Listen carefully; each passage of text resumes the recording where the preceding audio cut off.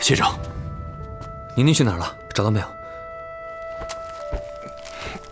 这是在府外街道上发现的。他被平南王抓走了，这是平南王故意留下的字条。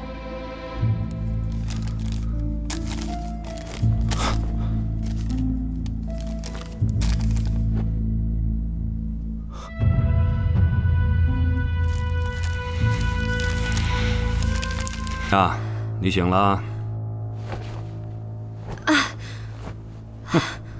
你中了迷药，我建议你啊，乖乖坐着静养，莫要乱动。小女娃还挺镇定啊，不愧能被杜君瞧上。杜君，原来你不知道，他还有这层身份啊！大前少师，定妃世子，杜君山人，身份真是一层一层啊，只能慢慢扒皮去肉，才能见其筋骨。是我猜的没错，阁下是平南王。颇具慧根，这谢微并非常人。一个越是冷静的人，一旦动心，就越容易失控。本王倒想看看，他为了你，到底能做到什么地步？哼！啊，对了，提醒江二姑娘一下，这里是归依山庄，身处悬崖之上，离边关100里，若是想逃，怕是死得更快。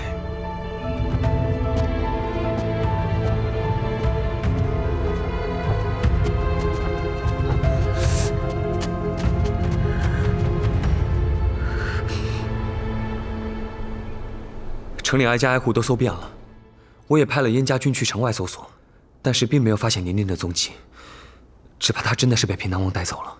宁宁的事儿，你们还想瞒我多久？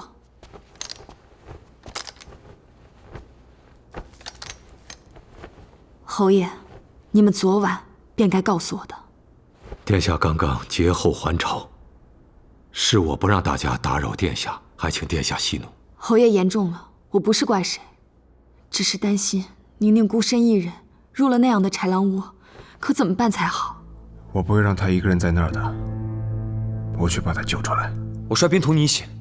我们也去。不行，平南王说了要我一个人前去，并定会派人紧盯边关大军和沿途动静，而且他不像大越王子那样好骗，稍有差池，宁儿危矣。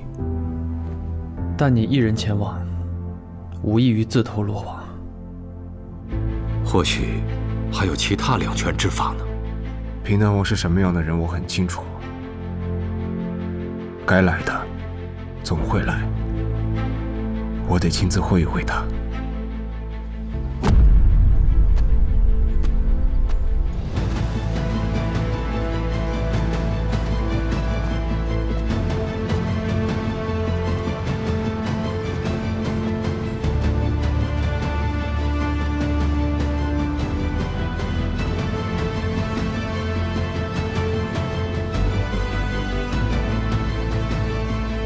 来者何人？来者何人？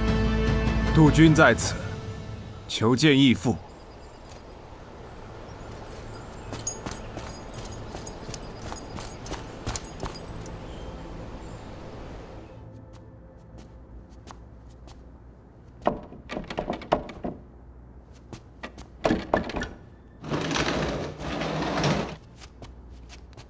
王爷，请江姑娘过去。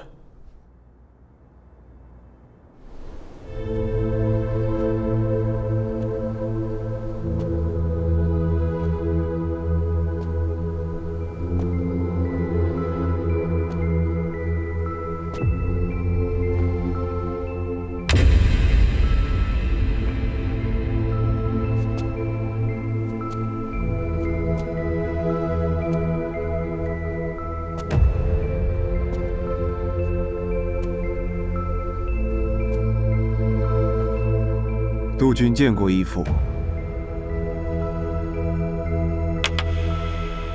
看来你还真的很在乎这个小丫头。义父传唤，不敢不至。至于江雪宁，她曾经救过我一命，论情论理，都不该为我所牵连。但说到底，她不过是一个无关紧要的局外人罢了。没什么利用价值。如今你在边关风生水起，势头正好，却为了一个没有什么利用价值、无关紧要的局外人涉险到此，然后又撇清关系，你不觉得有些欲盖弥彰吗？你是什么人，本王心里面清楚得很。既然敢一个人前来，必已想过本王会怎么对付你了。